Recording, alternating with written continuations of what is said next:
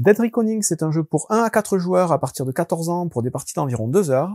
C'est ici la deuxième édition du jeu. C'est un jeu qui est passé par du financement participatif avec du beau matériel, comme vous allez le voir, et qui a eu une édition française pour sa première édition, mais je suis pas sûr que pour la deuxième ce soit le cas.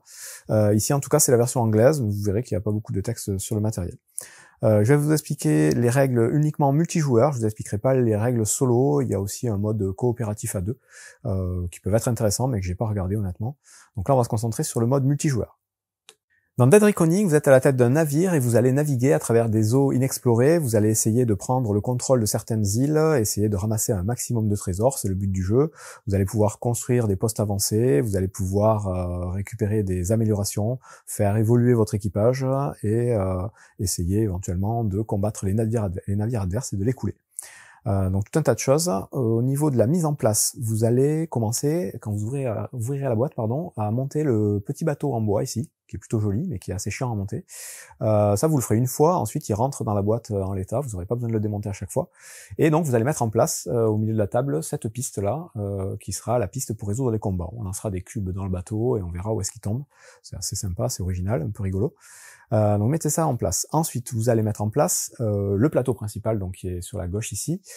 C'est le plateau où on va retrouver les différents emplacements des différents joueurs, le port donc d'attache. Vous allez avoir sur la gauche ici les différents objectifs qu'il va falloir essayer d'atteindre pendant la partie, je vais y revenir. Et donc à la droite de ce plateau, vous allez mettre en place l'océan, la mer. Pour ça, il va falloir utiliser des tuiles de ce type-là. Ces tuiles-là, vous allez en avoir un certain nombre dans la boîte. Il faudra pour chaque partie en utiliser 12 obligatoirement.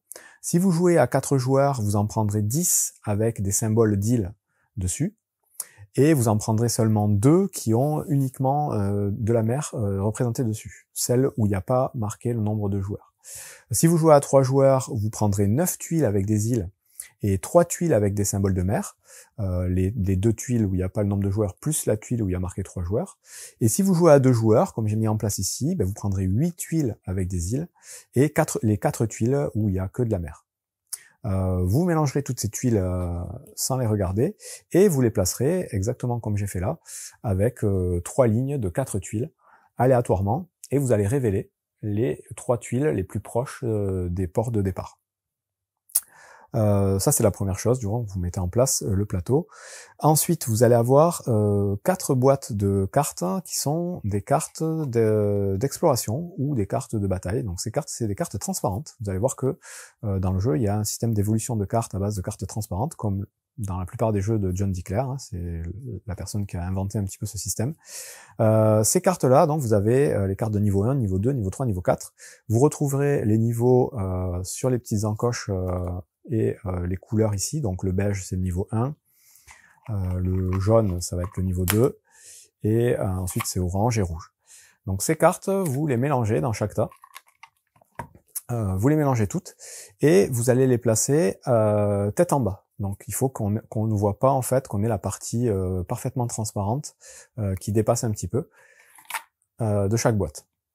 Donc vous ferez ça pour chaque tas. Et vous allez sur la première colonne de cartes ici piocher une carte que vous placerez sur les emplacements indiqués. En fait, sur chaque tuile d'océan, vous allez avoir un emplacement pour une petite carte d'amélioration ou une carte éventuellement de navire marchand que vous allez pouvoir acheter ou combattre. Voilà pour la mise en place globale du plateau, la petite piste pour résoudre les combats. Ensuite, vous allez avoir des petites tuiles d'amélioration de navire. Donc vous aurez des tuiles avancées ici qui valent 2 points. Il y en a 5 différentes, il y en a 4 dans chacun des types. Et vous avez 3 tuiles d'amélioration de base qui sont aussi présentes en 4 exemplaires chacune. Vous allez avoir une réserve avec l'argent du jeu, une réserve avec les différents bâtiments que vous allez construire, donc ce sont les pions blancs, les petits jetons de dégâts, ce sont les petites flammes rouges, et les petits cubes noirs qui seront les cubes de combat pour les navires marchands éventuellement. Et vous allez avoir une réserve avec les tonneaux de marchandises. Là, il y a 2 couleurs, donc on va dire que les clairs valent 1 et les foncés valent 3. Donc ça, c'est dans des petites boîtes prévues à cet effet, de bonne qualité. Vous mettez ça au centre de la table aussi, à disposition des joueurs. Et ensuite, vous allez avoir le matériel pour chaque joueur. Donc chaque joueur va récupérer un bateau à sa couleur, il y a 4 couleurs dans le jeu. Ce bateau, vous allez avoir une grande tuile comme ça, vous allez avoir la petite figurine qui va bien et qui va avec. La figurine, vous la mettez sur l'emplacement de port correspondant ici. La tuile, vous la mettez devant vous. Vous allez avoir un certain nombre de petits cubes qui vont servir à différentes choses pendant le jeu, notamment pour les combats ou aussi pour marquer des objectifs. Vous allez avoir aussi des petites tuiles qui servent aussi à marquer les objectifs. Un petit coffre au trésor. Donc ce coffre au trésor, c'est là où vous mettez tout le matériel pour ranger le jeu. Mais pendant la partie, vous allez y mettre uniquement les pièces que vous allez récupérer pendant la partie. Et chaque joueur commence avec 15 pièces dans son trésor. Vous allez aussi avoir un petit jeton de piraterie, donc ça c'est quand à la fin de votre tour vous voudrez vous mettre en mode pirate, vous mettrez ce jeton sous votre bateau et vous serez dans un mode particulier qui va déclencher les combats automatiques, je vais y revenir. Et enfin vous avez un deck de cartes à votre couleur, donc là vous avez une petite pastille qui vous dit à quelle couleur appartiennent les cartes, donc là c'est le joueur bleu. Chacun a exactement le même deck de cartes de départ. Vous avez différents personnages, vous avez le capitaine, vous avez les membres d'équipage, vous avez le commissaire de bord, vous avez le maître d'équipage, vous avez le second, le gunner, le boucaner. Donc là c'est en anglais, mais vous l'avez aussi en français si vous avez la version française. Il y a 12 cartes en tout. Ces cartes-là, pardon, j'ai pas expliqué, mais quand, pareil, vous préparez le jeu, il vous faudra mettre la petite carte transparente qui correspond au personnage, donc là c'est le capitaine, et il faudra mettre la carte d'évolution avec le niveau 1 en bas. Donc vous voyez, vous avez niveau 1 ici, le niveau 2 de l'autre côté, et quand vous retournez la carte, vous avez niveau 3 et niveau 4. Donc chacun de vos personnages pourra être évolué jusqu'au niveau 4. Donc vous mettez la carte avec le niveau 1 en bas, et la petite sleeve transparente pour masquer le haut, et vous faites ça sur chacune des cartes en début de partie. Ce deck de cartes, vous allez le mélanger et vous allez le mettre face cachée devant vous et vous allez piocher chacun 4 cartes en début de partie. Voilà, ce sera votre main de départ. Je vous ai dit, vous avez 15 pièces dans votre coffre. Vous allez récupérer 2 tuiles, alors si vous jouez à 2, vous pouvez en distribuer 3, d'objectifs de fin de partie, ces tuiles-là. Vous les mélangez, vous en distribuez 2 ou 3 à chaque joueur les regarde et en garde une. Qui garde face cachée à côté de son plateau. Ce sera révélé en fin de partie pour bonifier un petit peu les points de victoire des objectifs. Donc ça, je vais y revenir. Le reste, vous le rangez dans la boîte. Qu'est-ce qui reste? Vous allez avoir des aides de jeu. Donc il y a une petite aide de jeu ici qui va vous résumer un tour de jeu et de l'autre côté qui va vous donner des indications sur les icônes que vous allez retrouver un petit peu sur les cartes. Et vous avez une autre aide de jeu qui, elle, va vous dire qu'est-ce qui se passe à chaque niveau de chaque membre d'équipage. Donc vous voyez que le capitaine au niveau 1, il a une voile, au niveau 2, il a un drapeau pirate et une roue. Au niveau 3, il a ça, et donc ça vous donne une indication sans avoir à retourner les cartes directement. Donc ça peut être pratique pour les premières parties en tout cas. Vous avez éventuellement un petit jeton comme celui-ci qui vient remplacer votre port. Donc si, parce que le jeu prend pas mal de place, si vous êtes trop loin de ce plateau-là, vous pouvez utiliser ce jeton-là pour mettre vos ressources dessus. Donc là-dessus et sur votre port, donc soit sur le plateau ici, soit sur cette tuile, vous allez stocker vos barils de marchandises. Et donc en début de partie, vous allez déterminer un premier joueur. Ce premier joueur va prendre un baril de marchandises et le mettre sur son emplacement de port, donc soit sur le plateau, soit sur sa petite tuile ici. Le second joueur, dans l'ordre du tour, va prendre 2 barils. Le troisième joueur va prendre 3 barils. Et le quatrième joueur, si vous jouez à 4, lui prendra que 2 barils. Mais par contre, il pourra faire tout de suite évoluer une des cartes qu'il a dans sa main. Dans sa main de départ, c'est 4 cartes. Et donc faire évoluer une carte, c'est tout simple. Vous prenez la carte et vous la retournez, vous la passez du niveau 1 au niveau 2. Et donc vous avez des capacités qui sont améliorées. Vous avez un petit aperçu d'ailleurs de ce qui se passe au niveau 3, à chaque fois au niveau suivant. Donc là vous êtes niveau 2, au niveau 3 ce sera ça. Par défaut vous êtes niveau 1, tac, et on vous dit ce que vous avez au niveau 2. Donc voilà, si vous jouez à 4, le quatrième, lui il a 2 barils et il améliore une de ses cartes de sa main de départ. Quand vous aurez fait tout ça, vous serez prêt à commencer la partie, donc il y a pas mal de choses, mais ça va quand même assez vite au niveau de la mise en place. Une partie de Dead Reckoning va durer un certain nombre de tours, donc vous jouerez à tour de rôle en commençant par le premier joueur, puis dans le sens aiguille d'une montre, et à votre tour, vous allez pouvoir faire tout un tas d'actions, autant que vous voulez, autant que vous pouvez surtout, dans l'ordre que vous voulez. vous faites vos actions, donc ça va consister à jouer des cartes, à vous déplacer, à attaquer des bateaux, à construire des bâtiments, il y a tout un tas de choses, je vais vous expliquer tout ça. Donc vous faites toutes vos actions, et une fois que vous avez fini de faire toutes vos actions, vous allez passer à une phase de nettoyage, où vous allez remettre des petites cartes d'amélioration sur les emplacements où il n'y en aura plus, vous en aurez pris quelques-unes. Vous allez décider si vous allez passer en mode pirate ou pas pour la fin de votre tour, pour lancer des combats automatiques. Vous allez perdre les voiles que vous n'avez pas utilisées sur votre bateau.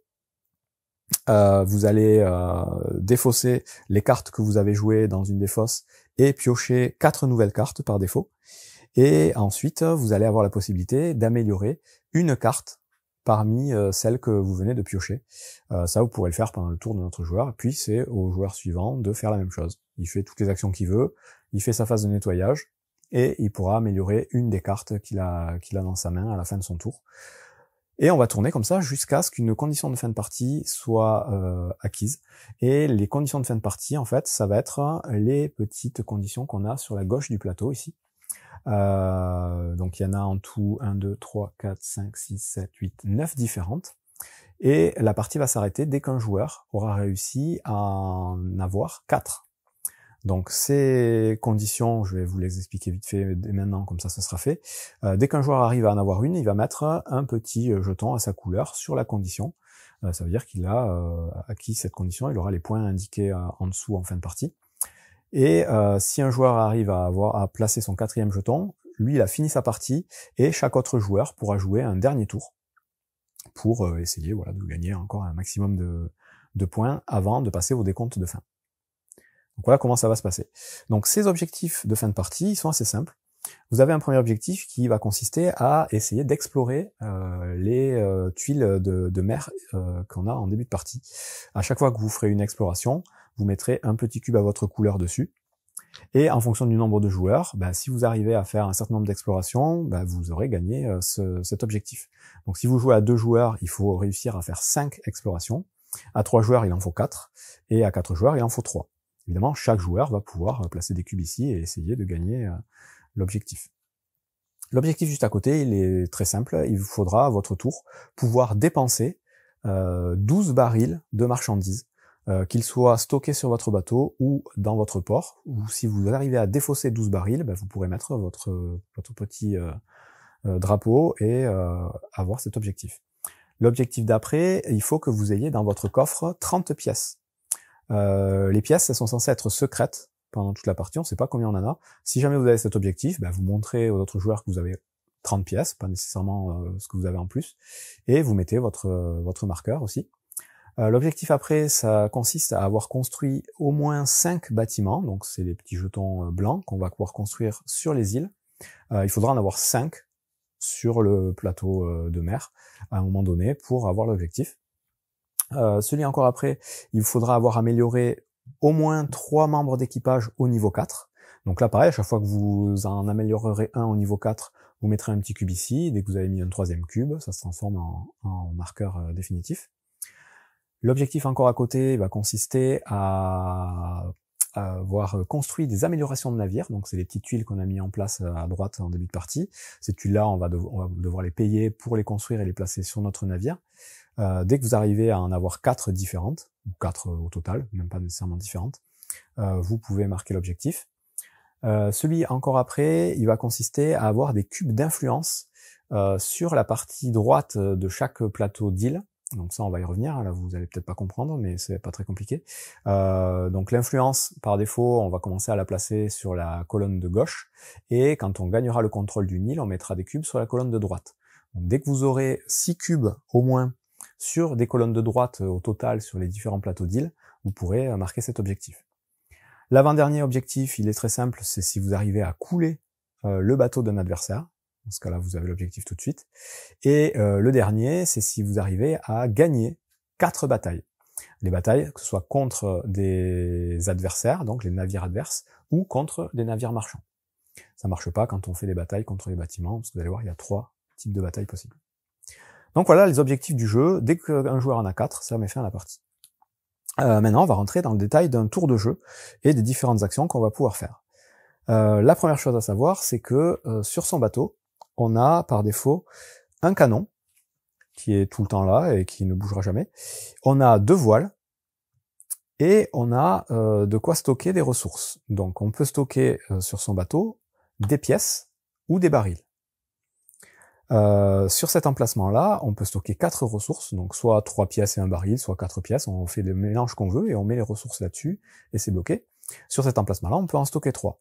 Plus tard, vous avez vu, on a d'autres tuiles qui vont nous permettre soit de gagner des nouveaux canons, soit de gagner des nouvelles voiles, soit de gagner des nouveaux emplacements pour stocker des ressources.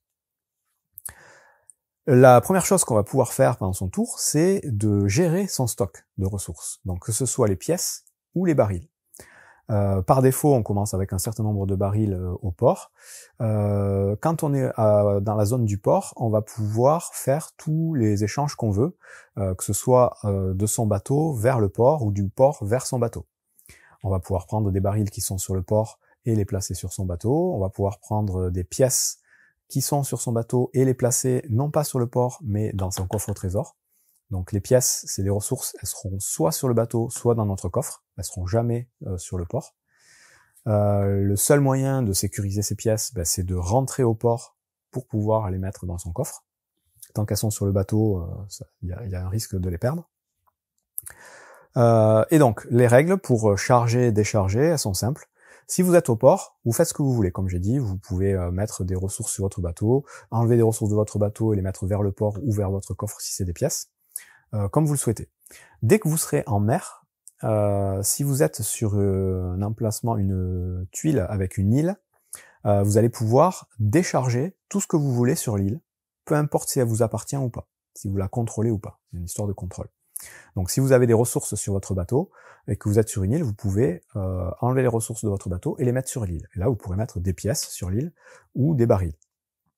Par contre, si vous êtes sur une île que vous ne contrôlez pas, vous ne pourrez pas récupérer ce qu'il y a sur l'île et le mettre sur votre bateau. Pour pouvoir récupérer les ressources d'une île et les mettre sur son bateau, il faut contrôler cette île. On verra après comment ça marche, comment on contrôle l'île, mais c'est le seul moyen.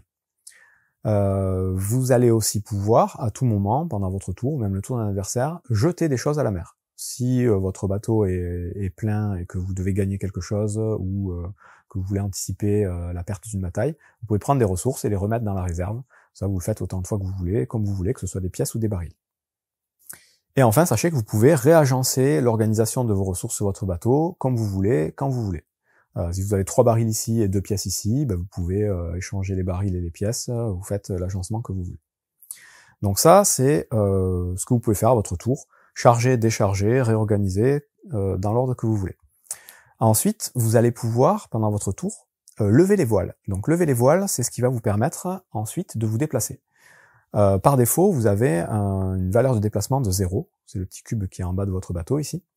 Vous pouvez à tout moment pendant votre tour décider de lever les voiles, vous ne pourrez le faire qu'une fois pendant votre tour, cette action de lever les voiles.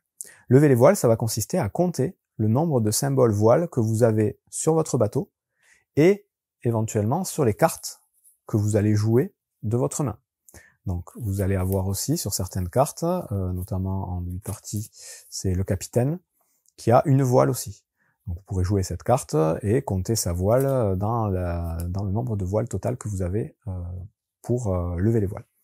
Vous faites ce calcul et vous augmentez votre cube sur la valeur. Donc si vous avez 2 voiles, vous mettez votre cube sur 2. Vous avez 2 points de déplacement pour ce tour. La règle à savoir pour lever les voiles, c'est que les voiles qui sont inscrites sur votre bateau, si jamais vous avez des ressources stockées sur les emplacements de voiles, que ce soit une ou plusieurs, la voile ne compte plus.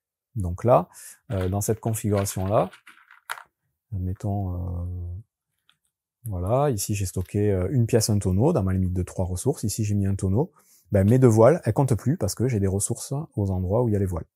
Donc il faudrait que je jette des choses par-dessus bord pour libérer au moins une voile, ou même tout enlever pour libérer mes 2 voiles et les compter.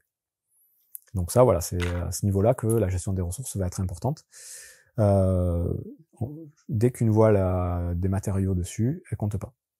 Après, plus tard, vous aurez les tuiles d'amélioration, notamment celle-là, que vous allez pouvoir rajouter à votre bateau. Vous voyez, vous avez 4 emplacements. Vous pourrez, les 2 premières, vous les mettrez au centre, évidemment, et ensuite vous pourrez venir empiler les améliorations. Je vais y revenir. Celle-là, elle peut pas stocker de ressources, donc vous êtes sûr d'avoir tout le temps 2 voiles. quand vous lèverez les voiles. Donc voilà pour l'action de lever les voiles. Ensuite, vous allez avoir l'action de vous déplacer. Donc se déplacer, vous ne pourrez le faire évidemment que si vous avez des points de déplacement et donc que si vous avez déjà levé vos voiles, hein, parce qu'à chaque début de tour, vous retombez à 0. Donc là, admettons, j'ai mes 2 points de déplacement, je vais pouvoir déplacer mon navire sur le plateau. Si vous êtes au port, vous avez directement accès aux 3 premières tuiles les plus proches du port. Elles sont toutes reliées à votre emplacement de départ. Donc là, pour un point de déplacement, je pourrais aller soit ici, soit là-bas. Ça, c'est un premier point de déplacement. Si vous êtes sur une tuile de mer, là, les déplacements, ça va être obligatoirement de manière orthogonale, donc d'une case à gauche, à droite, en haut, en bas, vous pourrez vous déplacer que dans la limite de vos points de déplacement, évidemment, en sachant que les navires adverses ne sont pas bloquants, que vous pourrez vous déplacer sur les emplacements non découverts, même les traverser si vous voulez. Par contre, dès que vous vous arrêterez sur une tuile non découverte, vous allez révéler cette tuile et ça comptera comme une découverte. Donc là, admettons, je commence mon tour ici, j'ai mes 2 points de déplacement, je dépense mes 2 points et je me déplace de 2 cases pour arriver ici. À partir du moment où je m'arrête ici, je vais dévoiler la tuile en question. Et en ayant fait ça, je mets un petit marqueur ici d'exploration puisque j'ai exploré une tuile. Je me rapproche déjà d'un premier objectif. Ensuite, dès qu'on dévoile une tuile, tout de suite, on va mettre une petite carte d'avancée ici, qu'on va piocher du tas correspondant. Donc là, la première colonne, c'est les tuiles de niveau 1, c'est les cartes de niveau 1, cartes de niveau 2, de niveau 3 et de niveau 4. Donc là, j'ai dévoilé la 3e colonne, je pioche une carte du tas de niveau 4, de niveau 3, pardon, et je la mets directement disponible ici. Et donc là, j'ai utilisé mes 2 points de déplacement. Potentiellement, on peut utiliser qu'un certain nombre de points de déplacement, puis refaire un déplacement plus tard. En sachant que si on veut explorer une île, obligatoirement, ça arrête notre déplacement à l'endroit où on s'est arrêté, et on peut se redéplacer plus tard. Typiquement là, avec mes 2 points, j'aurais pu faire un point de déplacement ici, explorer cette île, voir ce qu'il y a dessus, et potentiellement utiliser mon 2e point de déplacement pour revenir sur mes pas. Par contre, je n'ai pas le droit d'explorer plus de 1 tuile par tour.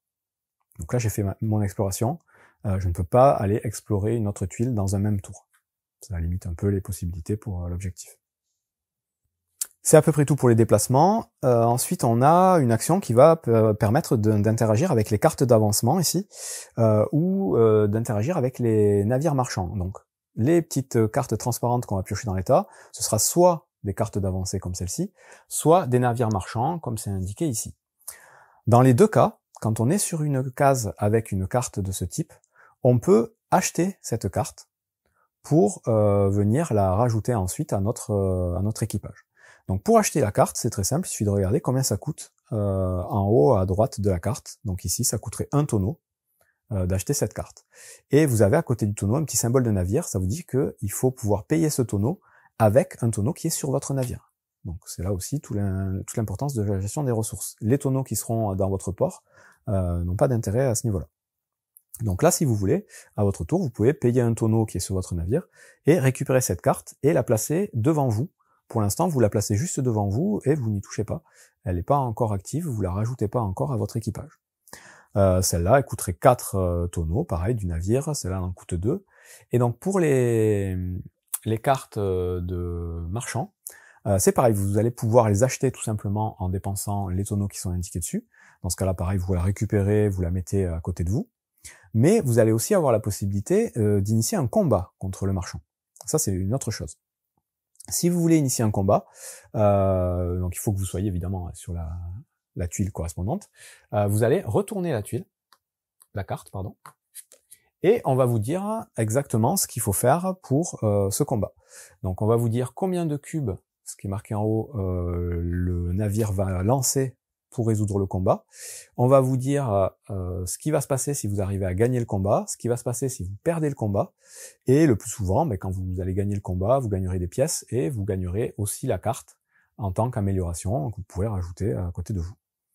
Quand vous perdez le combat, le plus souvent, vous allez prendre des dégâts sur votre navire, et vous allez avoir la possibilité d'améliorer une carte de votre équipage. Voilà à peu près ce qui va se passer. Les combats, évidemment, je les expliquerai après, hein, on va pas tout mélanger. Ce qu'il faut juste savoir pour ces cartes donc de navires marchands et d'avancement, c'est que vous ne pourrez en acquérir que 2 par tour. C'est pour ça que quand vous les récupérez, vous les mettez devant vous. Dès que vous en avez 2, vous savez que vous ne pourrez pas en récupérer une autre pendant un même tour. Autre action possible à son tour, importante, une des plus importantes, ça va être de jouer les cartes de sa main. Donc je vous rappelle, on a 4 cartes en main au début de la partie, et on va pouvoir donc jouer les cartes devant nous pour utiliser les capacités de ces cartes. Donc au début de la partie, on n'a que les capacités qui sont en bas des cartes, qu'il faudra regarder, donc dans le bandeau blanc, en dessous du nom du personnage. Donc vous jouez les cartes, vous activez les capacités. Vous n'êtes pas obligé d'activer les capacités tout de suite après avoir joué les cartes, vous pouvez jouer plusieurs cartes et attendre d'utiliser les capacités plus tard.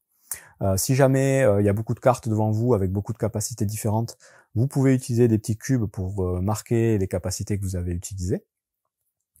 Donc ça, voilà, c'est une des actions, jouer des cartes devant nous et utiliser leurs capacités. Plus tard dans la partie, vous allez pouvoir améliorer vos cartes actions grâce aux cartes d'avancement que vous aurez réussi à gagner.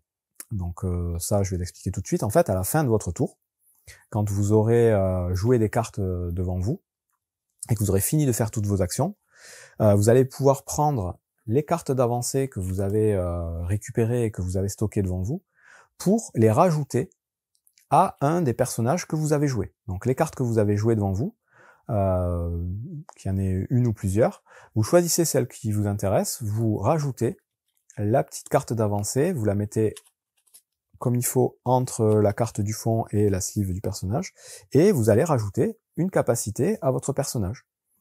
Chaque personnage peut avoir 3 nouvelles capacités en plus de sa capacité de départ. En sachant que sur les capacités, on vous dit voilà à quel endroit elles se situent sur les trois possibles, et en sachant aussi qu'on ne peut pas venir écraser ou remplacer une capacité déjà en place. Donc là, j'ai mis une capacité au milieu. Je pourrais pas remettre une capacité au milieu sur ce personnage. Par contre, je pourrais en mettre une en bas, par exemple. Je pourrais acheter celle-là plus tard, ou dans un même tour d'ailleurs, et venir la rajouter. Donc il faut bien viser. Hop, en bas. Donc celle-là, elle est en bas, celle-là, elle est au milieu. Il me reste une place en haut. Et donc ça, on peut le faire à la fin de son tour. On peut améliorer une ou plusieurs cartes avec les cartes d'amélioration qu'on a récupérées pendant le tour. En sachant, je vous rappelle qu'on ne peut récupérer qu'au maximum 2 cartes d'amélioration comme ça à chaque tour. Donc je rajoute mes capacités à mes personnages, puis je vais défausser à la fin de mon tour tous les personnages dans une des fosses, et ils reviendront quand je devrais remélanger ma pioche. Donc ces personnages, donc celui-là, vous voyez que si je joue, il a plein de capacités différentes, et c'est là ça devient un peu intéressant de dire bon ça je l'ai utilisé, ça je l'ai utilisé pour savoir à peu près où on en est. Donc voilà, jouer des cartes, c'est important parce que ce sera que les cartes qui sont jouées qui pourront être améliorées. Celles que vous gardez en main d'un tour à l'autre, vous pourrez pas les mettre des petites améliorations dessus. Et en plus, le fait de jouer les cartes, ça vous permet d'utiliser les capacités de ces cartes. Donc on va les passer en revue rapidement. La première, là, le capitaine de base, il a une voile, donc vous jouez cette carte. Quand vous levez les voiles, vous comptez un symbole de voile supplémentaire. Les crews, donc vous en avez 3 dans le jeu, ils font la même chose, ils vont vous permettre de récupérer un tonneau et de le récupérer, vous voyez avec le symbole d'encre ici, de le récupérer directement au port. Même si vous avez votre bateau en mer, vous jouez une carte comme ça, vous rajoutez un tonneau à votre port, et il faudra revenir au port pour le charger éventuellement sur votre bateau. Donc ça, il y en a plusieurs qui font ça. Vous avez voilà le commandant de bord, les différents crews, le gunner, ça le fait aussi. Ensuite, vous avez les symboles avec les drapeaux et le petit cube. Donc ces symboles-là, c'est les symboles d'influence qui vont être utilisés quand vous aurez votre navire sur une île. Ça va vous permettre d'essayer de gagner le contrôle de l'île.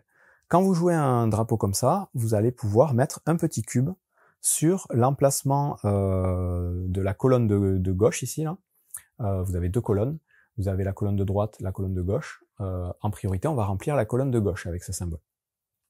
Donc vous mettez un cube ici, si vous avez un symbole comme ça. Si vous en avez un second, vous mettez un second cube sur un deuxième emplacement.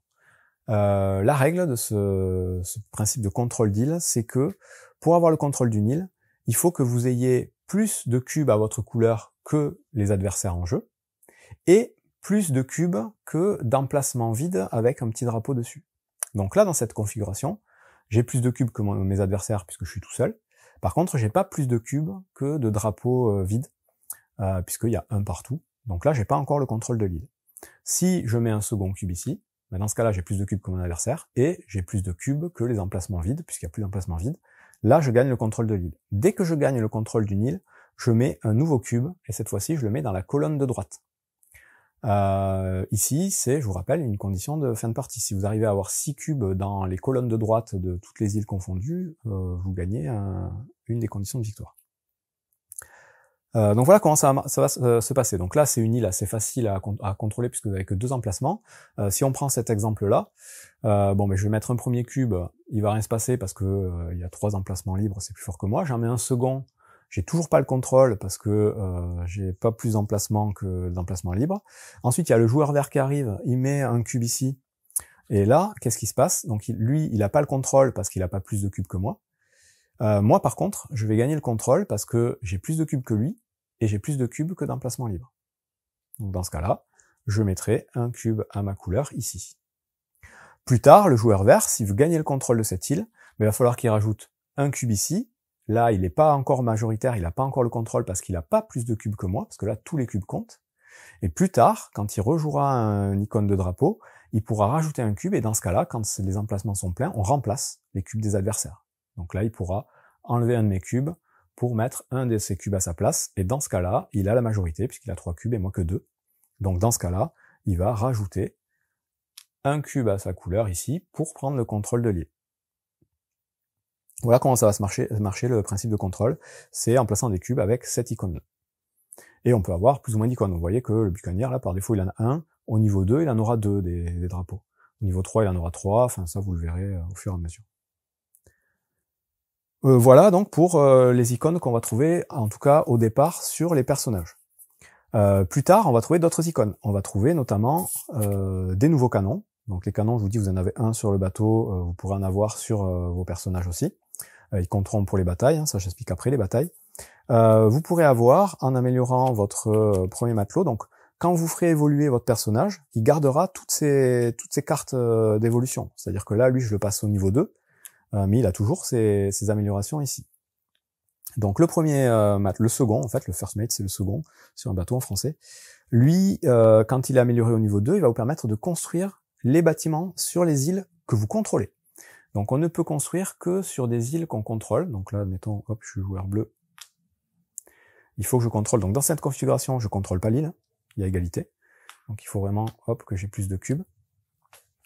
On va dire comme ça, si on suit vraiment le truc. Vous pouvez donc utiliser les capacités du First Mate de construction ici pour construire différents types de bâtiments. Il y a 3 bâtiments possibles sur chaque île, ce sont les mêmes à chaque fois, que vous pouvez construire.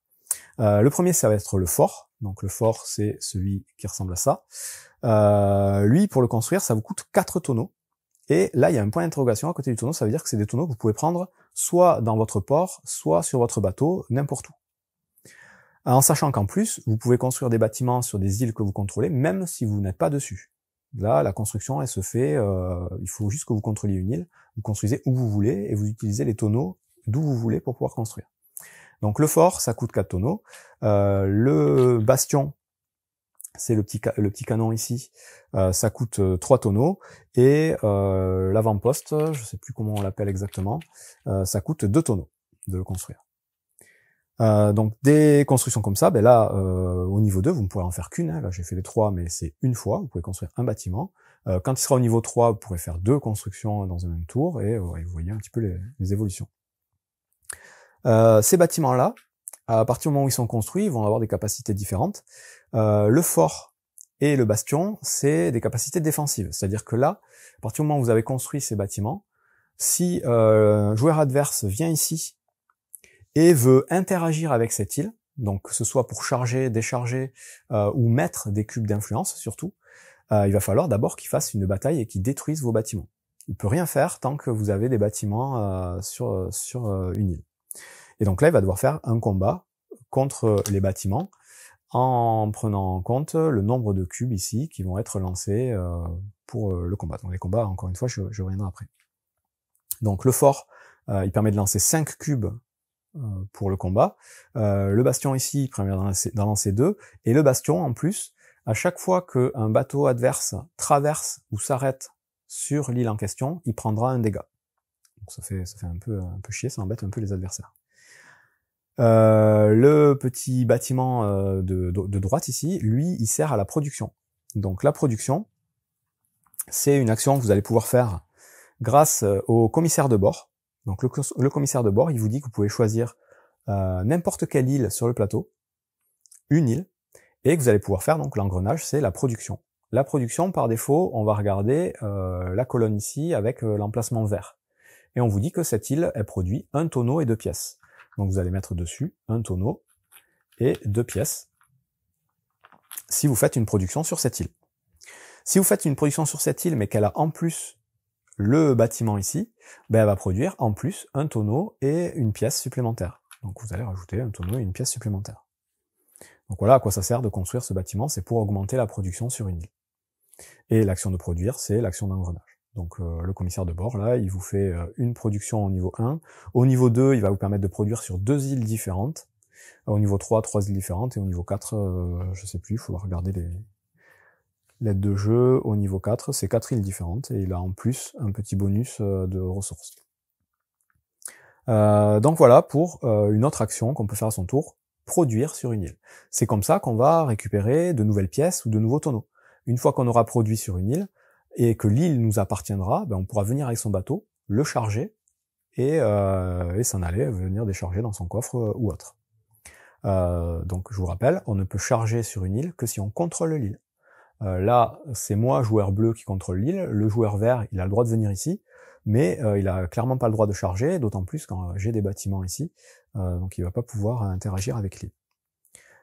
Ces bâtiments-là, si jamais, admettons, le joueur vert arrive à en détruire certains, et arrive à reprendre le contrôle de l'île, tous les bâtiments sont défaussés. Donc il faudra qu'il reconstruise, lui, ses propres bâtiments si le contrôle de l'île change.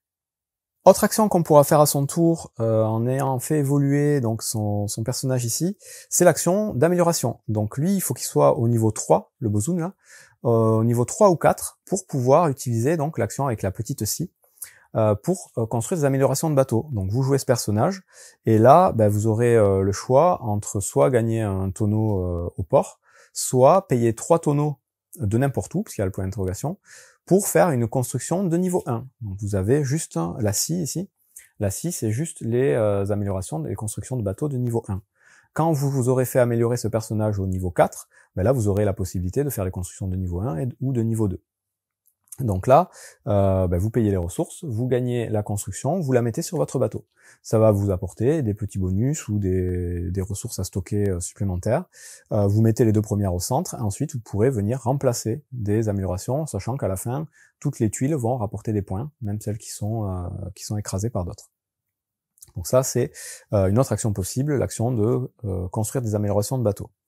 Tant que j'y suis, vous voyez que ici, vous avez un petit slash vert et un slash rouge. Le slash vert, en fait, à chaque fois qu'il est indiqué, ça veut dire que vous pourrez faire les 2 actions. C'est le cas notamment du capitaine ici. Quand il est niveau 2, il a une action ici et une petite roue, donc il a accès aux deux icônes. Par contre, quand vous avez un slash rouge en diagonale, ben là, il faut choisir une chose ou l'autre. Donc voilà pour la construction d'amélioration de bateau. Ensuite, vous allez avoir l'icône justement du capitaine avec le drapeau noir. Donc cette icône-là, c'est l'icône qui va vous permettre d'attaquer un bateau adverse. Donc là, quand vous arriverez sur une île où il y a un bateau adverse, il faut absolument jouer cette icône-là pour engager le combat. Encore une fois, on verra les combats après. L'autre moyen d'engager le combat, c'est si jamais, admettons on est dans cette configuration, moi à la fin de mon tour, je décide de passer en mode pirate. Donc ça, je ne vous l'ai pas encore expliqué. À la fin de votre tour, dans la phase de nettoyage, je vais revenir vite après, mais vous avez la possibilité de passer en mode pirate. Le fait de faire ça, ça veut dire que si jamais un bateau adverse s'arrête sur votre tuile, un combat est engagé obligatoirement. C'est-à-dire, on n'a même pas besoin du petit symbole comme ça. C'est combat obligatoire. Donc le joueur vert, s'il veut venir jusqu'ici, et que je suis en mode pirate, tout de suite on fait un combat. Par contre, il a le droit très bien de traverser ma tuile sans engager le combat. c'est pas bloquant, il n'est pas obligé de s'arrêter. Donc voilà pour comment on lance un combat. Soit on s'arrête sur une case où il y a un bateau en mode pirate, soit on joue cette icône-là, et là dans ce cas-là, il y a le combat qui est lancé automatiquement. En sachant que ça c'est pour les combats entre bateaux adverses. Si jamais on veut initier un combat contre des bâtiments, ou si jamais on veut initier un combat contre un navire marchand, on n'a pas besoin de ce symbole. Voilà, dernière chose qu'on va trouver sur ces membres d'équipage, les actions qu'on va trouver sur les cartes. Vous allez avoir l'action donc de l'équipage quand il est amélioré, qui vous permet, quand vous êtes au port, de payer 2 tonneaux du port pour enlever un dégât sur votre bateau. Donc on n'a pas encore vu comment on prenait les dégâts, mais à un moment donné vous allez prendre des petites flammes sur votre bateau, et ça c'est pas cool. Pour pouvoir les enlever, c'est avec le membre d'équipage. Donc là, il faut être au port et payer 2 ancres, 2 tonneaux. Au niveau 3, vous pourrez le faire de n'importe où en prenant des tonneaux de n'importe où. Et au niveau 4, c'est encore amélioré.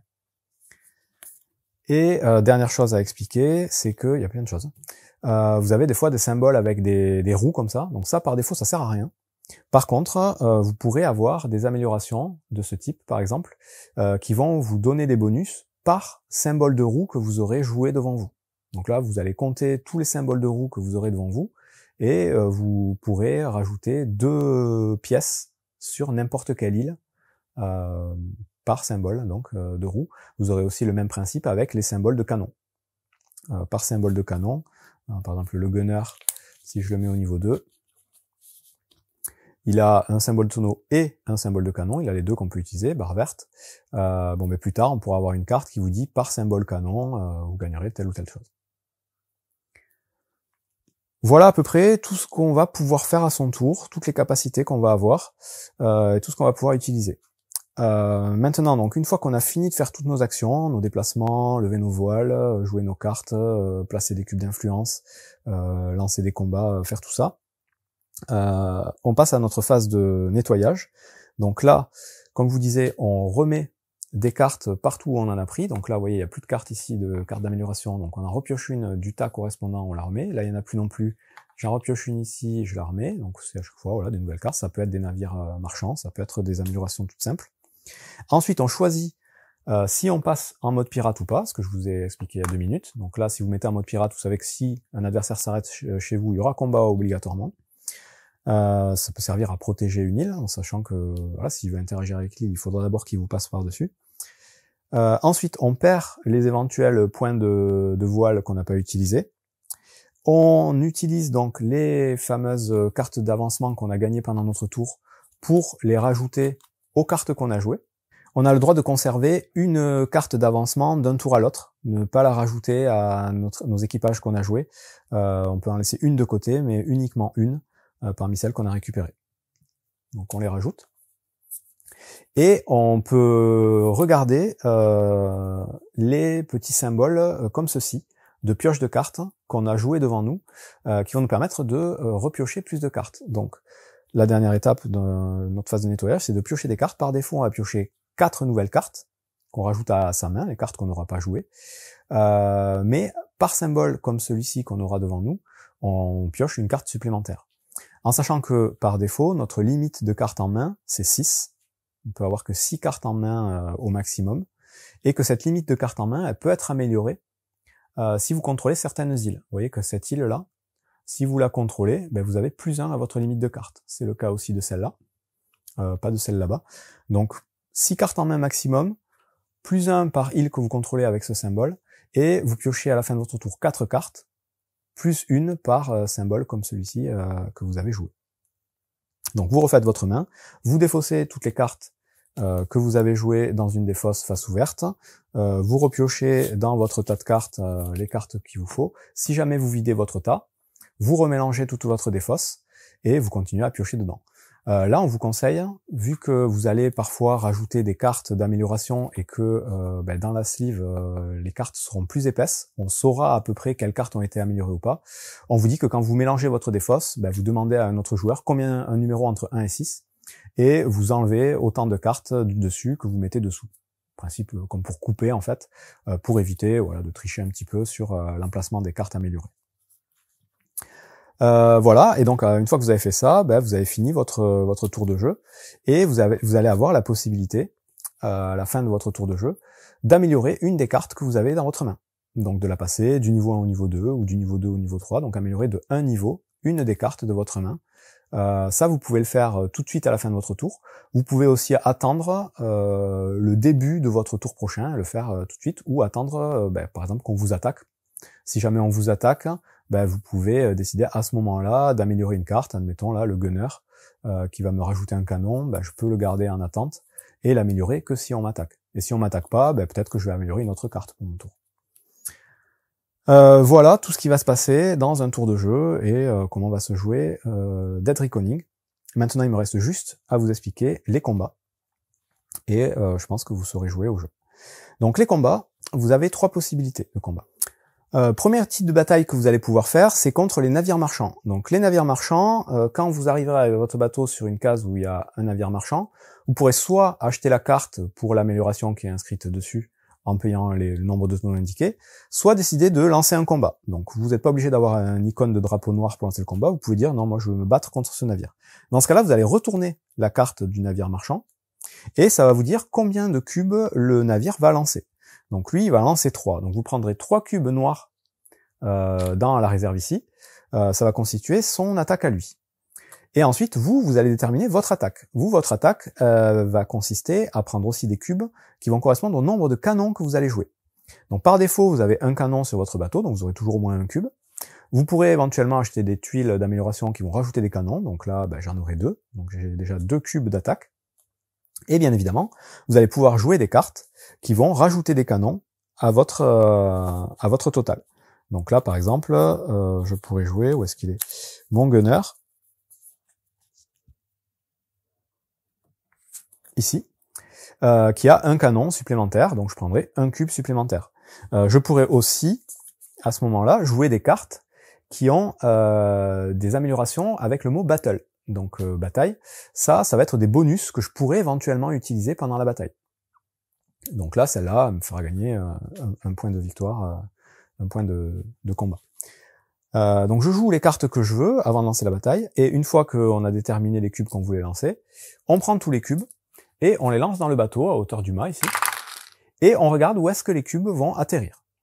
La première chose à faire quand on a lancé les cubes, c'est de regarder si les cubes sont bien tous dans une zone bien distincte. Celui-ci, par exemple, vous voyez peut-être pas, mais il est à cheval sur 2 zones, il touche pas ni l'une ni l'autre des zones. Dans ce cas-là, ce cube-là, on va le relancer. Il faut vraiment que les cubes, même s'ils sont un peu sur le bord, il faut qu'ils touchent une zone du plateau pour être comptabilisés. Une fois que chaque cube touche bien une zone, on va regarder en priorité s'il y a des cubes dans cette zone-là. Cette zone-là, c'est la zone d'attaque explosive. Si j'avais eu un cube ici, par exemple, j'aurais récupéré ce cube et j'en aurais rajouté un second à ma couleur, et je les aurais relancés. Et là, je recommence, puisque j'ai encore un cube ici, je le prends, j'en rajoute un deuxième, donc ça en fait c'est pour faire encore plus de dégâts ou avoir un peu plus de bonus. Une fois qu'on a fait ça, on va pouvoir utiliser les capacités de bataille. Donc là, je vais pouvoir, si je veux, décider d'utiliser ma capacité de bataille, ou mes capacités de bataille si j'en ai plusieurs. En sachant que ces capacités-là, elles peuvent s'utiliser qu'une seule fois par tour. Si j'utilise cette capacité maintenant, et que plus tard, dans mon même tour, je veux refaire une bataille contre un autre joueur, par exemple, je pourrais pas la réutiliser. Quand j'aurai utilisé ma capacité, je mettrai un petit cube dessus pour dire qu'elle est utilisée. Donc une fois par tour. Donc je décide si j'utilise ou pas des capacités. Si je le fais, des fois ça va me faire lancer des cubes supplémentaires, des fois ça va me donner des points de victoire supplémentaires. Il y a plusieurs capacités de bataille, il faudra les lire au fur et à mesure. Une fois que j'ai décidé si j'utilisais ou pas des capacités, on passe à la phase de pillage. Donc pillage, c'est les symboles sur lesquels on va gagner des pièces ou des tonneaux. Donc ici, par exemple, mon cube il est arrivé là, je peux gagner soit une pièce, soit un tonneau sur mon bateau. Je le fais, j'enlève mon cube.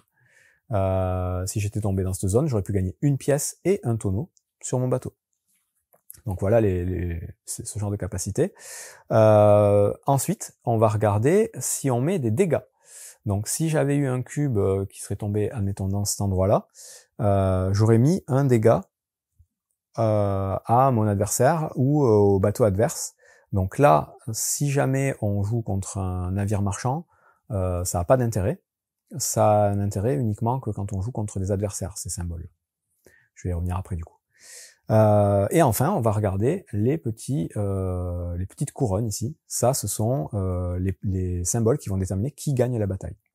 Donc si c'est vous qui avez le plus de symboles, vous gagnez la bataille. Si c'est votre adversaire, c'est lui qui gagne. Donc là, le noir, il a 2 couronnes ici.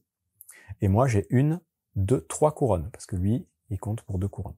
Donc comme j'ai 3 couronnes et lui, il en a que 2, c'est moi qui gagne la bataille. S'il y avait eu égalité sur les couronnes, c'est l'attaquant qui gagne la bataille. Donc ça aurait été moi aussi. Comme j'ai gagné la bataille, ben, je vais regarder ce qui se passe sur la carte dans la colonne Win. Donc là, je vais gagner 2 pièces sur mon bateau et je vais récupérer 7 avancements que je pourrais rajouter à mes cartes. Si j'avais perdu la bataille, ben, j'aurais pris 2 dégâts sur mon bateau, donc 2 petites flammes, et j'aurais pu améliorer une carte de ma défausse ou une carte du bas de mon deck. Donc là, faire passer d'un niveau X à un niveau X plus 1. Si je gagne, donc je gagne la carte. Si je perds, la carte, elle est remise au fond du tas de cartes correspondant. Donc voilà le premier type de bataille contre les navires marchands. Pour se battre contre un adversaire, donc il y a 2 cas de figure, je vous ai dit, soit vous arrivez sur une case avec un bateau en mode pirate, le combat est lancé automatiquement, soit vous arrivez sur une case et vous jouez le symbole d'attaque, le drapeau noir là qu'il y a sur la carte du capitaine. Ce symbole-là. Et vous initiez une attaque. Contre un adversaire, ça va être à peu près la même chose. Vous allez, vous, attaquant, jouer des cartes pour compter le nombre de canons que vous allez utiliser et prendre le nombre de cubes correspondants. Jouer aussi des cartes pour les valeurs de bataille éventuelles pour pouvoir les utiliser pendant la bataille. Puis votre adversaire va aussi jouer des cartes de sa main pour ses canons et ses capacités de bataille. Les cartes qu'il va jouer, il va les mettre devant lui, il va prendre les cubes correspondants, et l'attaquant va prendre tous les cubes, les siens et ceux de son adversaire, les lancer, et on refait le même principe. On va regarder d'abord si les cubes touchent bien chacun une zone différente, s'ils sont pas à cheval. On va relancer éventuellement les cubes qui sont là-dedans. Ensuite, l'attaquant va pouvoir décider d'utiliser des capacités de bataille, puis le défenseur va pouvoir aussi décider d'utiliser des capacités de bataille, et on va pouvoir tourner comme ça jusqu'à ce que tout le monde ait décidé d'arrêter d'utiliser des capacités. Ensuite, on passe à la phase de pillage, donc on gagne des tonneaux ou des pièces en fonction de là où on est placé. Et là, ensuite, on passe à la phase de dégâts. Donc cette phase-là, chaque cube qu'on a dans une case de flamme permet de mettre un dégât à notre adversaire. C'est pas un dégât qu'on se met à nous-mêmes. Hein. Là, moi, bleu, je suis ici, j'attaque le vert, je mets un dégât au joueur vert. Donc le joueur vert prend une flamme. Dans ce cas, ce serait 2 flammes par cube. Et une fois qu'on a fait ça, encore une fois, on regarde le nombre de couronnes. Celui qui a le plus de couronnes gagne la bataille. Celui qui va gagner la bataille, il va mettre un petit cube à sa couleur sur le symbole de bataille là-bas. Et s'il arrive à gagner 4 batailles, il gagne la récompense, enfin il gagne l'objectif de fin de partie. Le perdant, lui, va prendre un dégât supplémentaire sur son bateau. Voilà, c'est tout ce qui se passe pour les batailles. Le principal intérêt, c'est vraiment de gagner les objectifs là-bas et éventuellement de se garantir l'accès à une île si le joueur l'a protégé. En sachant que ces petites flammes ici, dès qu'on en a 5 sur son bateau, notre bateau coule. Donc ça aussi, c'est un peu risqué d'avoir des flammes, c'est pour ça qu'on peut se les enlever grâce aux membres d'équipage. Les dégâts qu'on va prendre ici, ça peut nous faire mal. On peut même couler son bateau en gagnant une bataille. Ça peut arriver, on gagne la bataille, mais notre bateau a coulé. Si votre bateau coule, vous allez perdre toutes les pièces qui sont stockées sur le bateau en question. Donc là, vous prenez toutes les pièces, et soit vous les donnez à votre adversaire qui les met directement dans son coffre, si vous avez été coulé par cet adversaire, soit si vous avez été coulé par un navire marchand ou par une autre bataille, vous les défaussez tout simplement. Si vous avez moins de 5 pièces sur votre bateau quand il coule, vous devez prendre des pièces de votre coffre pour arriver jusqu'à 5 pièces. Et encore une fois, les donner à votre adversaire ou les remettre dans la réserve. En plus de ça, quand votre bateau coule, vous perdez donc tous les déplacements qui restaient éventuellement dessus. Vous remettez votre bateau au port, donc vous le remettez sur son emplacement de départ, et vous enlevez toutes les flammes éventuelles qui sont dessus. Voilà ce qui se passe quand vous avez 5 dégâts. Ça peut faire un peu mal. Donc voilà pour un combat joueur contre joueur. Le dernier type de combat possible, c'est si jamais vous voulez reprendre le contrôle d'une île sur laquelle il y a des bâtiments défensifs, donc le fort ou le bastion. Dans ce cas-là, quand vous arrivez sur cette île, vous pouvez décider de déclarer un combat. Là encore, vous n'avez pas besoin du symbole de combat. Et vous prenez le nombre de cubes de l'adversaire correspondant au fort et au bastion. Donc s'il y a que le fort, vous prenez 5 cubes. S'il y a que le bastion, vous en prenez que 2. S'il y a les deux, vous en prenez 7. Et vous, vous allez jouer, encore une fois, vos canons et vos capacités de bataille pour prendre un certain nombre de cubes. Vous prenez tout ça, vous le lancez, vous résolvez exactement de la même façon, sauf que là, il n'y a pas de pillage possible. Vous avez un petit symbole là qui vous le rappelle contre les bâtiments. On fait pas la phase de pillage. Par contre, la phase de dégâts, elle fonctionne contre vous. Contre les bâtiments, elle sert à rien. Et on détermine le vainqueur. Encore une fois, s'il y a égalité, c'est l'attaquant qui gagne. Si vous avez plus de points, vous détruisez directement les deux bâtiments ou le bâtiment en question. Ils sont défaussés directement. Et à partir de là, vous allez pouvoir à nouveau interagir avec cette île en rajoutant des cubes d'influence pour faire changer le contrôle et éventuellement charger, décharger des choses dessus. Dernière chose à savoir pour les batailles, si jamais vous faites une bataille sur un lieu dans lequel l'adversaire a des bâtiments, il va prendre un cube supplémentaire par bâtiment. Et si vous faites une bataille dans le port, vous avez le droit d'attaquer un navire adverse dans le port, les bateaux en défense vont avoir 4 cubes supplémentaires. Donc il faut quand même faire attention où est-ce qu'on fait nos attaques. Autre chose que j'ai pas expliqué rapidement aussi, c'est au niveau de la production, les tuiles de haute mer, comme ça, celles où il n'y a pas d'île, elles vont bonifier la production des îles vers laquelle ça pointe. On va rajouter à chaque fois des pièces. Par exemple, cette île, quand on va produire, elle produit de base une pièce, mais elle va produire une pièce supplémentaire parce que il y a ce symbole qui pointe vers ici. Donc voilà pour les petites subtilités. Je pense après ne pas avoir oublié grand-chose. Au niveau de la fin de partie, donc, maintenant, dès qu'un joueur va avoir 4 objectifs ici, sa manche est finie, sa partie est finie, chaque autre joueur va pouvoir jouer un dernier tour. Lors de ce dernier tour, si jamais les joueurs veulent remplacer des cubes adverses, ça va leur coûter 2 symboles de drapeau, comme ceci, pour un cube au lieu d'un. Donc ça, c'est plus dur lors du dernier tour de remplacer les cubes. De la même façon, si on veut attaquer le joueur qui a déclenché la fin de partie lors du dernier tour, ce joueur en défense va avoir droit à 2 cubes de bataille supplémentaires. Voilà, donc chacun fait son dernier tour, et ensuite on passe au décompte de fin. Pour le décompte de fin, c'est très simple, vous allez gagner les points, les pièces, donc c'est les pièces qui vont compter à la fin, tout ce que vous aurez dans votre coffre déjà, c'est un point de victoire. Chaque pièce vaut un point de victoire. Ensuite, vous allez rajouter des pièces correspondant aux objectifs que vous avez atteints ici. Donc les petites pièces entourées de laurier, c'est des pièces que vous rajouterez dans votre coffre. Vous rajouterez les pièces que vous aurez sur votre bateau, si vous n'avez pas encore déchargé dans votre coffre. Toutes les pièces qui seront sur les îles que vous contrôlez vous appartiennent aussi. Donc là, dans ce cas-là, les pièces qui sont ici, même si elles sont pas chargées sur le bateau, c'est les pièces que je récupère, elles sont à moi. Chaque bâtiment que vous avez construit donc sur une île que vous contrôlez vaut une pièce supplémentaire. Ensuite, vous allez regarder le contrôle de chaque île. Le joueur qui contrôle l'île va gagner les points de victoire qui sont en haut. Le joueur qui est deuxième en majorité de cubes va gagner les points qui sont juste en dessous. Le troisième, les points qui sont juste en dessous. En cas d'égalité sur le nombre de cubes, on prend la valeur du dessous et on divise par 2. Ensuite, vous prendrez toutes les cartes d'équipage que vous avez et vous enlèverez toutes les améliorations qu'il y a dedans.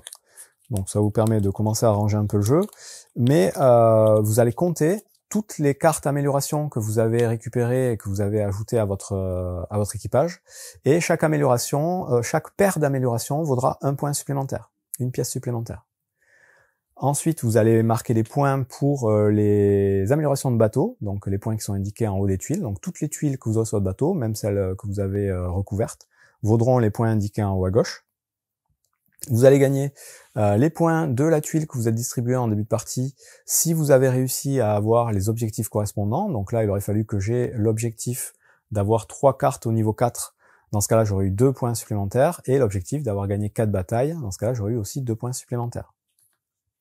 Enfin, sur certaines cartes amélioration, comme celle-ci par exemple, celle avec une petite couleur un peu violette, c'est des points de victoire aussi en fin de partie. Donc là, vous allez gagner 2 points par symbole de roue présente sur cette carte. Donc là, si je le fais ici, j'ai 2 symboles de roue sur cette carte, donc je gagne 2 x 2, 4 pièces supplémentaires. Et c'est à peu près tout ce qui va compter en points de victoire en fin de partie, donc il y a pas mal de choses quand même. Évidemment, c'est celui qui aura le plus de points, le plus de pièces au total, qui remporte la partie. En cas d'égalité, on va compter tous les symboles de canon présents sur les cartes et sur les bateaux de chaque joueur à égalité, et on va faire une ultime bataille avec les cubes, sans utiliser les capacités de bataille, et celui qui aura le plus de couronnes remporte la partie. Et s'il y a encore égalité, dans ce cas-là, on se partage la victoire. Voilà, c'est tout pour Dead Reckoning, qui est un excellent jeu. Moi, c'est une très bonne surprise. Je trouve que c'est un des jeux experts les plus thématiques que j'ai pu tester. On sent vraiment le thème de la piraterie, naviguer, explorer des îles, essayer de gagner de l'argent, des trésors, contrôler des îles, faire des batailles. Le système d'amélioration d'équipage est très malin, ça marche très très bien. Donc voilà, une bonne surprise, un très bon jeu que je vous conseille, qui va être un peu compliqué à trouver. Je vous dis, c'est un jeu qui coûte un peu cher déjà parce que il y a du gros matériel et il n'y a pas de version un peu allégée qui coûte moins cher. Et un jeu, je vous dis, qui est passé principalement par du financement participatif, qui est pas trop trouvable en boutique, sauf boutique un peu spécialisée. Voilà, malgré tout, si vous le trouvez et que ce genre de jeu peut vous plaire, n'hésitez pas à tester. Bon jeu!